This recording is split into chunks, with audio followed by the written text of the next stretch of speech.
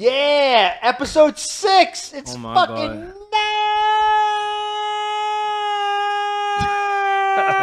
nuts. I think he's having a stroke. Someone get help. All right. Quick little house cleaning. Call in. Are you going live again on Instagram? No, I think these troglodytes have had enough. All right. Well, if you're listening, call in if you got any questions. 916-250-2571. That's 916-250-2571. Yeah.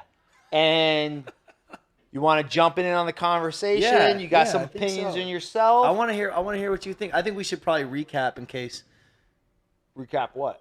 recap the revenge thing. Well, we got revenge. We got jiu-jitsu to talk about. Oh yeah, you hate jiu-jitsu. I do hate jiu-jitsu. We're gonna get to it today, dude. We do. We need to. Yeah. And if you want, we got this one of a kind, one of one, touchy subject show. Oh, I ruined T-shirt. it. I You ruined just it. broke it. I ruined it. It's not even worth anything anymore. There now. you go. You need I to wanted to convince open that us. Oh man. Show's over. Oh, The we'll show put is this right over. here. We'll put this right here. You deserve to be front and center. You need Anyways. to convince us that you deserve that. Look at that, dude. Look how sweet you were before the world got its hands on you. Look at that. look guy. at look at how sweet you were before the world turned you into fucking Ebenezer Scrooge, dude. Last episode, we were talking about revenge a little bit. Yeah. We tapped into it, but there was something we want to go a little deeper A little dive deeper into into that. A little deeper into it. I think we So, should. and Because it's something I've seen a lot in fighting, and it's super interesting to me. And I know the way that I've dealt with it, but I'm interested to see the way that you dealt. And I've seen other people not deal with it very well at all. Tell me, for what you're saying is the reason you fought, or the reason what drives your success is there's a part. I wouldn't dare say all of it, but there's a part of you that is doing it in spite of the naysayers. Yeah, I think so. What I said in the last episode is, I think that behind anyone who has accomplished something or done great things or risen up from humble beginnings and made something of themselves, there's this revenge thing, and part of it is altruistic. Part of it is wanting to build a better life for your kids eventually, or wanting to make your parents proud, maybe, or wanting to show other kids who are growing up from your neighborhood or from same situation that you grew up in, like wanting to prove to people that it can be done and inspire people and help people and create wealth and opportunities for the people around you. And there's like an altruistic, there's a positive almost side to proving people wrong. But there's also this chip on your shoulder, fuck you to everybody who doubted me. Maybe even specific people, like fuck you for saying that to me.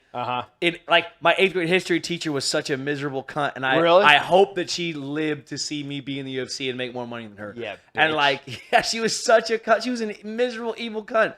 But Sitting at home right now, alone and old. loser, eating fucking TV Sucks to dinners. suck.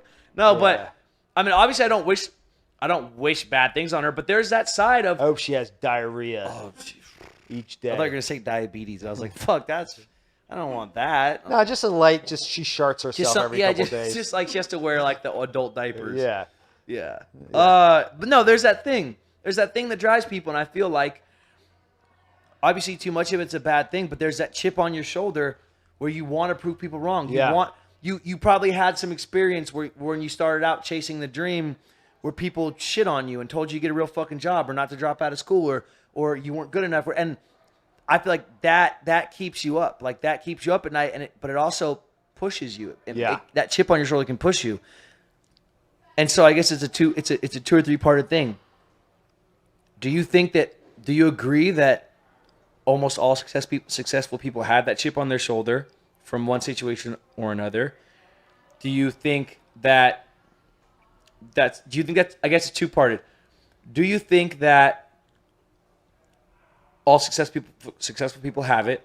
Do you think that at some point you should let go of it, or if you should hold on to it forever to keep driving you, or do you have a recommendation for how if it goes away, or if you get rid of it, how do you replace it with something else to drive you? So 3 things. Do you think that it's inherent in successful people? Okay. Do you think that it's something you should hold on to or let go? And if you do let go of it, what do you replace it with to keep driving you to be successful? So, okay, to answer your questions, and I can give you some anecdotal scenarios of my own Yeah. personal life. I love a good anecdote. I don't think so. To say all successful people have it, I think all people have it, not necessarily successful, but I think so. And I think what separates successful people and non-successful people is that the non-successful people take those negative things about it and internalize them and let those negative parts dictate who they are, Yeah. and let them identify who they are, versus the successful person takes those negative aspects and Uses them constructively. use it constructively, or uses it to motivate them, and uses it to put them to a different to get to that level that they didn't know they could get to. Yeah. Or so Will so you shut that for me, brother? Thank you. yeah. So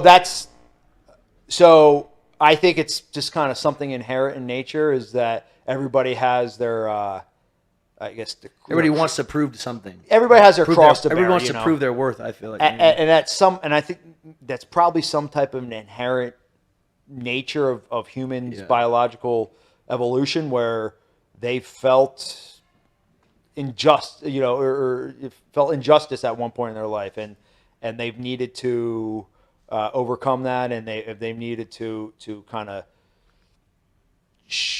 present their way on the path of their competence hierarchy, should we say? So I think that's your first question. What was the second question? Second question is, do you think you should hold on to it? Do you think you should let it go?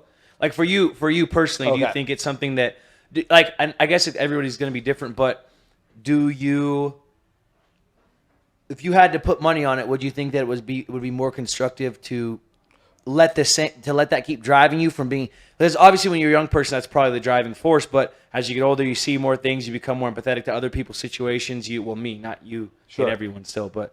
So how old are you? I just turned 29. Yeah. You're 29. I'm 39. So Yeah. we're like one generation apart. Yeah. So, and it's interesting where I'm trying to think of where I was when I was 29. Like, do you think it's constructive at some point to let that go and find and adjust the goalpost, like where maybe proving people wrong stops being it, and there's a new thing, there's a new goal that drives you that might keep you up at night or get you up early or push another round or. I think yes and no. So the question is, how long do you hold on to it? Yeah, So, or do you hold on to it forever? It's not. I don't think it's a conscious thing. I don't think it's something like I go, okay, I'm going to get up and motivate me. I think once you've conquered that motivation, I conquered that negative feedback, whatever you want to call it, or negativeness, then it's no longer a negative. I think for me it was like almost like it was a very conscious decision, or at least I was conscious of me looking around, going, "Oh, like I'm not in this." See, but that's interesting, because I probably was the same place at that point when I was 29 versus when I'm 39. Like, So I felt that I had overcome those. Just call it, earlyhood trauma. Yeah, we yeah. call it, like early developmental trauma, Yeah. whatever that may be. So I think at this point I'm at a different place in my life, and then I think you find different things to motivate you, different desires and different things to get you over that hump, and that's a part in my kind of evolution of success, should we say. Is there like a personal story you would care to share that kind of explicitly tell like what has gotten you to that? well, yeah, like I mean, for fighting, and that's what I know the best, so it's easy to relate it to that. You know, like being in the UFC was this like thing that I said I was going to do, and I put so much effort into being a fighter that there was at every stage, whether it was school or work or this or that, I was just like, no, fuck that. I'm not putting my effort into that. I'm putting everything I have into being a fighter. So it was like back against the wall. If you don't make it, you're gonna look like a fucking idiot. And so I had to prove these people. I had to prove these people wrong. I had to prove my people right. I had to prove myself right. I fucking hated being broke. Like poverty's a fucking disease. I hated being broke. I hated my situation. I didn't like myself. I was all these things, right? And then you get to the UFC, and now it's like, okay, now you got to adjust the goalpost. And it took me a minute to realize that. Is there like a specific a person, like a real specific, like a person? There's two things. Did you mention like your history teacher or something? Well, yeah. So I'll go even more personal than that. But so for this point that I'm saying, there was like I remember having a weird feeling being in the UFC and going like, because when I was fighting before the UFC, it was like, fuck, if you don't win this fight, like you don't have grocery money or rent money. Like you have to win this fucking fight. Yeah. And then so you come up with that feeling of you're back against the wall. It drives you to be to be your best. Yeah. Then you get to a point where you're like, fuck, if I lose this fight, like you have these thoughts, like if I lose this fight, like it'll suck bad. But I won't have to steal groceries. Yeah. I'll be able to pay my rent still. And so you have to find these new motivators. So like, I don't want to be in the UFC. I want to be the baddest motherfucker in the UFC. I want to be the world champion. Yeah. I want to be in movies. I want opportunities that only come to the top 1% of the top 1%. Sure. Like you adjust the goalposts. Like now there's a new thing. Now there's a new goal. It has to be a new carrot on the stick, right? Sure. It has to be like, you have to have a new prize to get. But on a deeper level, this is a more personal thing. I had a situation, my last fight, where I saw my dad for the first time in like 17 years. I had seen him one time for like an hour and a half at 23. So I saw him like Christmas when I was 12. And then I saw him 11 years later for one random night in downtown Seattle. We like grabbed some food or something. And I was 23. So it was an 11-year break. And then I saw him again. For the first real time, I saw him at 29. So this is right before your last fight. Yeah. But besides an hour and a half, like small interaction, I hadn't seen him for 17 years. Where I really got to sit down with him and like, and this time I didn't even really get to sit down and have. There's this buildup when you grow up without a dad. You grow up with a dad that's in and out of your life, or is abusive or domestic violence, and this and that. That's a shitty living situation. Where as a kid, you think there's going to be this. One day you're going to have a confrontation. There's going to be this closure. There's going to be this reason he wasn't around. There's going to be this explanation. And you get older and you realize that we're all just human. Like your dad is just a man. You know, no better, no worse. And there isn't going to be this closure. There isn't going to be this thing. And I learned. I came to terms with that really young. But there's still this feeling, right, of a wrongdoing. There's still this feeling of this. There's just this feeling, right? And so my dad and I didn't get to sit down and have some fucking heart-to-heart, you know, not that we would have even in this recent encounter. Yeah, I'm talking like 2 months ago. We didn't get, there wasn't like this, it isn't a fucking soap opera. Like I saw him outside of Jack's Urban Eats because I invited my mom and my sisters to dinner and he was staying with my sister. And so he came to dinner before my fight. And so we're in a public place. I see him. He sees me first time in 17 years, and I just give him a fucking hug. He gives me a hug. And it wasn't and we had a lot of good interactions that weekend. It was cool to see him. I was happy to see him. I was, you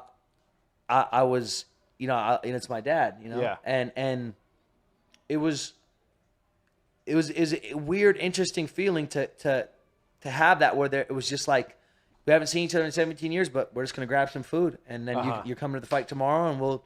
So, you know, we probably spent an hour celebrating after the fight, talking a little bit. And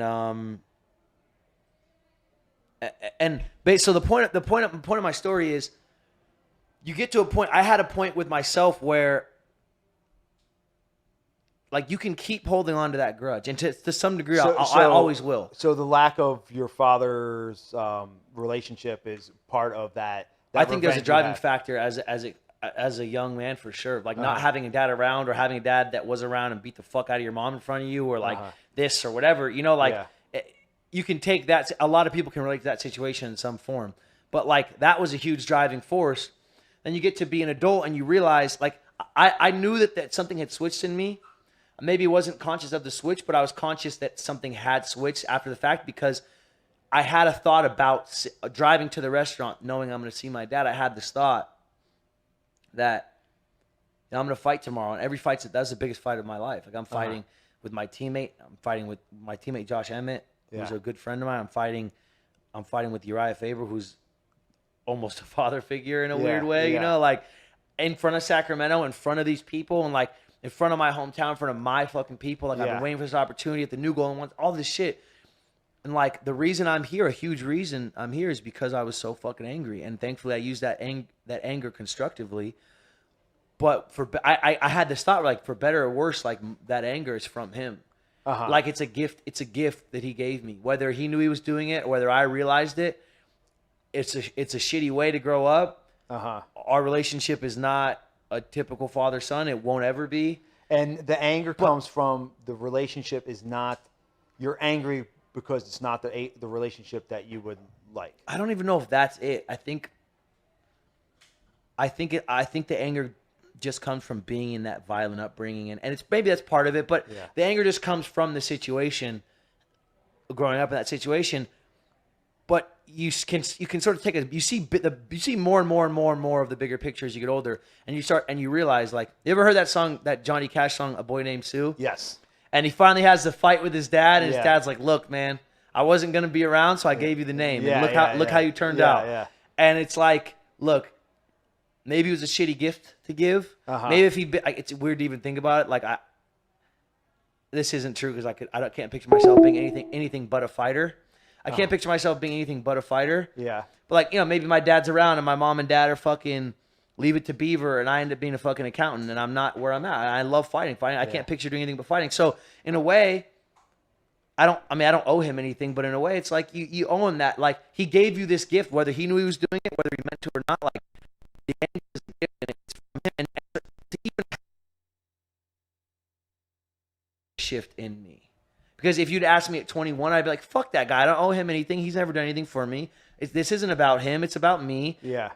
I don't give a fuck about that guy. But you ask me at 29, you're like, yeah, man, like, was he a good dad? No. Like, will we ever have a father-son relationship like that? No. But we're sort of friends now in a way, and we talk, we communicate, we have a relationship of some sort, and we have understanding, and I'm here for him, and he's here for me. But the coming to terms with it wasn't some big closure or something. It wasn't anything other than acceptance of this is the situation, and it's helped mold me into a person for better or worse. So you've learned how to appreciate the negative aspects of your life. Yeah. And you can appreciate because you can turn them into a positive. Turn them into the positive, and that's and you've recognized, well, these things were shitty. I have anger towards my dad, and I have, put my personality and whatever, my being, should we call it, together.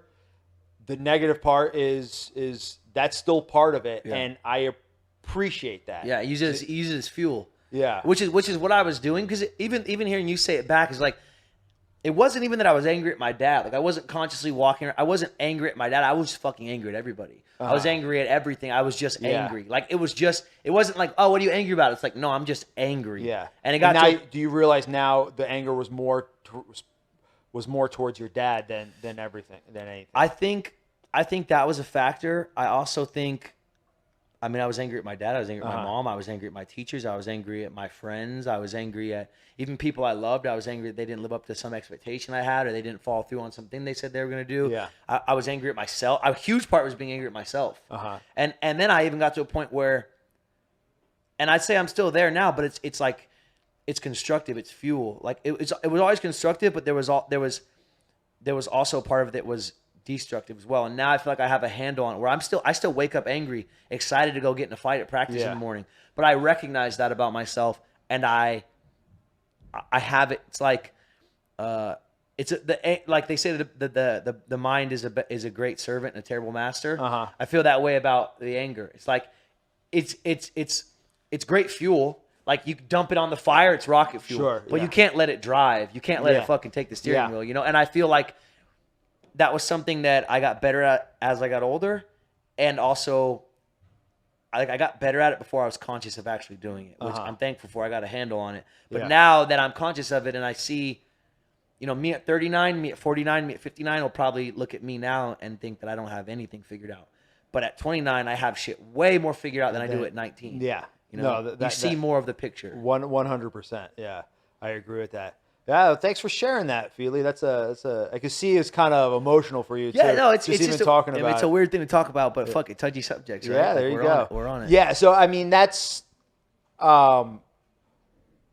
you talk about the anger and you talk about the revenge thing. So one of the things for me, so when I was growing up, my part of my identity was kind of throughout my education, should we say, I did very poorly in school, and that's because I'm dyslexic and I had I guess quote unquote learning disability. Yeah. So when I test and things, like I'm at the bottom 5% of everything, it's just the way my brain's organized and everything. Yeah. So, which is weird. And Do you get like the test anxiety when you were a kid? Like you would know, because I never understood this. I was the opposite, where like I could get a C+ on a test I didn't know shit about. Even if I didn't pay attention, I could get a B- or a B+ on a test I didn't know anything about. Like, because I was a decent tester and I could sort of pick through the way that the teacher was wording it. Were you one of the kids that knew the information but then got the test in front of you and was like, fuck, overwhelmed? No. Because I would hear about those kids that never. Yeah, I think wondered that's about more that. like performance anxiety and stuff. If anything, I'm more a performer than a, Right, you back know, against like the wall I performer, can, yeah. like I can, when it's fucking game time, I show up. Right, So yeah. I bring the fucking hurt, Bring the motherfucker. heat, motherfucker. I bring the hurt, motherfucker. This ain't no punk ball. ain't no pump ball. That's for sure. Yeah. I had this fucking kid on my wrestling team in college. The guy, he was just being a dickhead in the match, and the coach is just like, his name was Terrell. Terrell, you fucking, that's not how you represent. And I had this crazy coach that would curse every time, and he would go, that's not how you represent the school. You show sportsmanship. You don't do that shit in our matches. And he just real calmly goes, Coach, I bring the hurt. That was it. That was his explanation. yeah, dude. So I was like, damn, checkmate. I mean, what do you say to that? You don't say it. He brings the fucking hurt, man. Yeah, fucking A.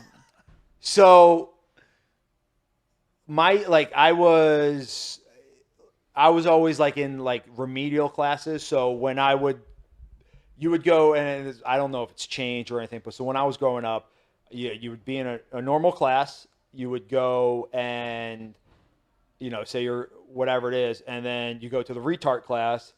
You know, normal class has about 30 kids in it stuff. Then you go to the retard class, and there's like five kids that are just like 5 or 6 kids that are just fucking delinquents, and they, I mean, there's no learning going on whatsoever. It's just, you're basically in one of those fucking mental asylums with the walls all padded. They cared, yeah. Yeah, I mean, they so try we gotta to get you to 3 p.m. We gotta get you through the end of the day. Yeah, exactly. Yeah. So that's what I would be in that, and some of the kids, the kids that were in there, I think had some like behavioral, like kind of disturbed problems. I was in classes like that when I was young because of behavioral stuff. Yeah.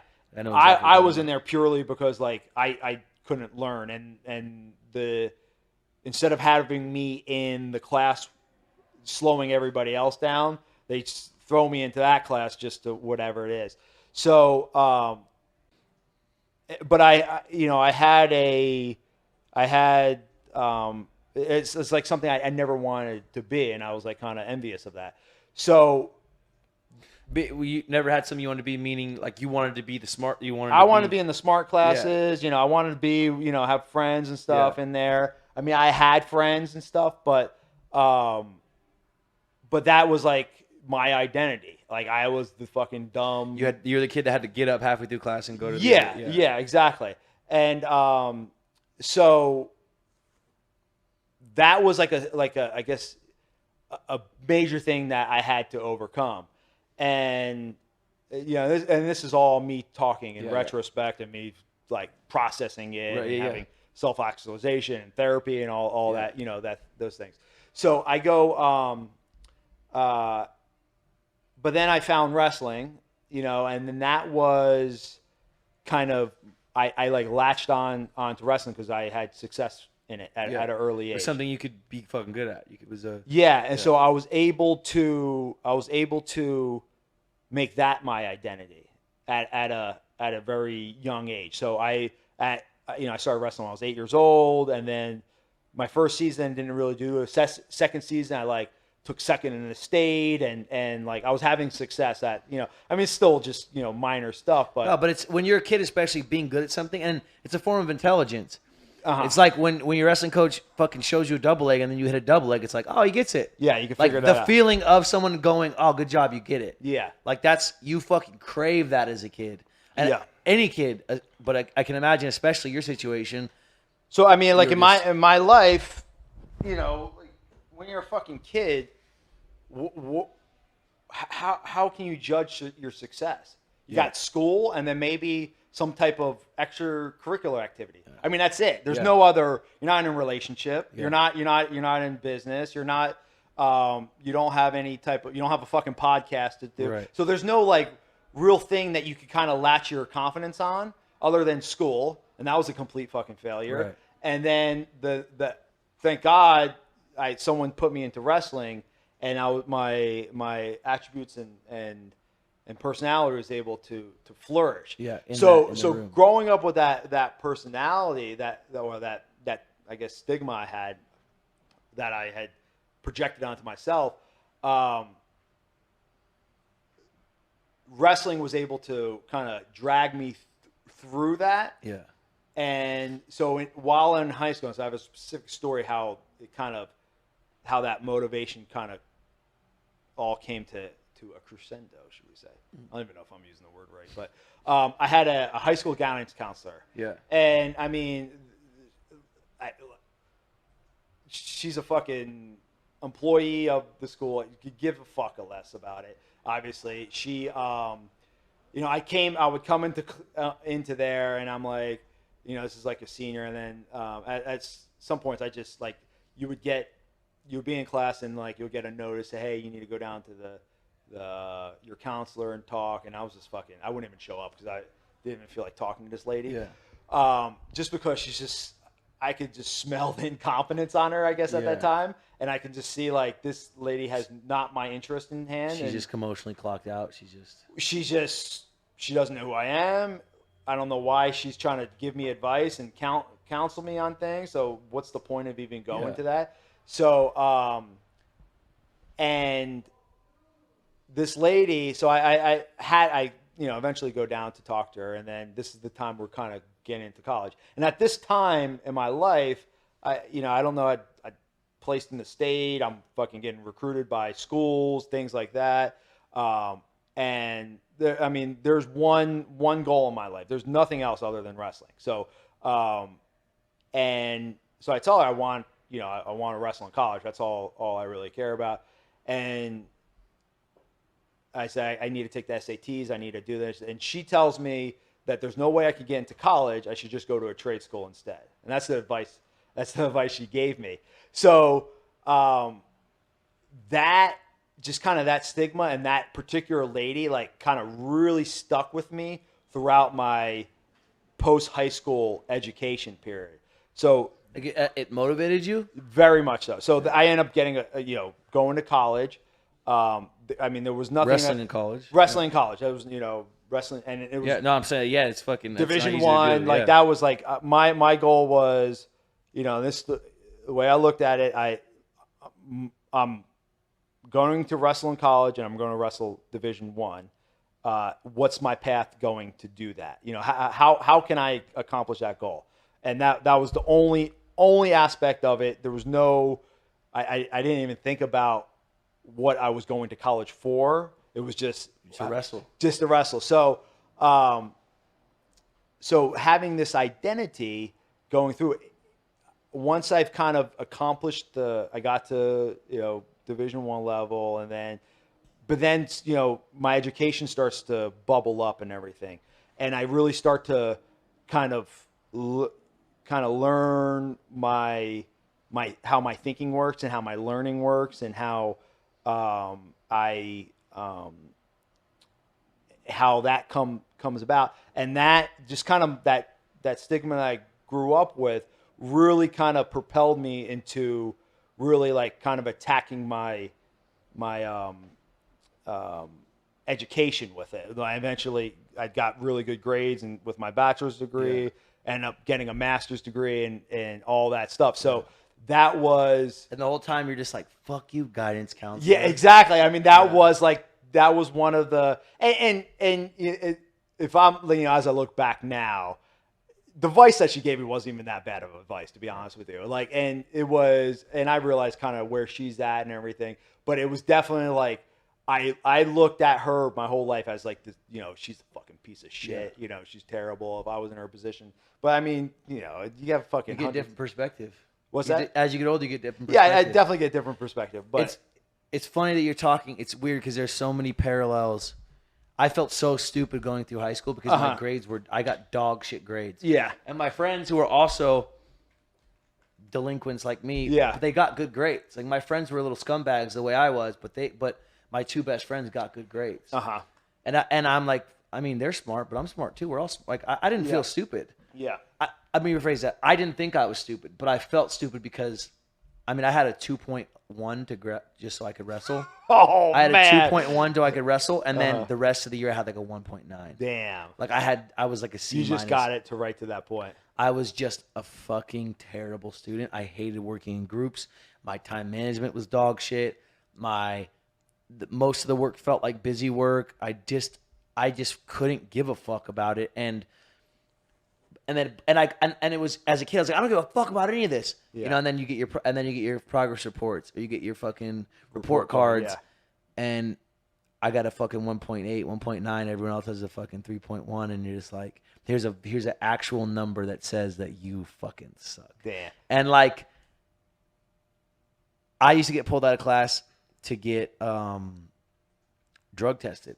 Oh, really? Yeah, I was on probation for getting in a fight, so I got an assault charge, and I was on probation, and That's ridiculous. Every single, you got in a fight in school? I got in a fight outside of school, but I got in trouble for it, so the cops came. How bad of a fight was it? Not that bad, but I mean it's whatever. So I got put on probation for fighting, and then the city police. There was a city police officer on campus.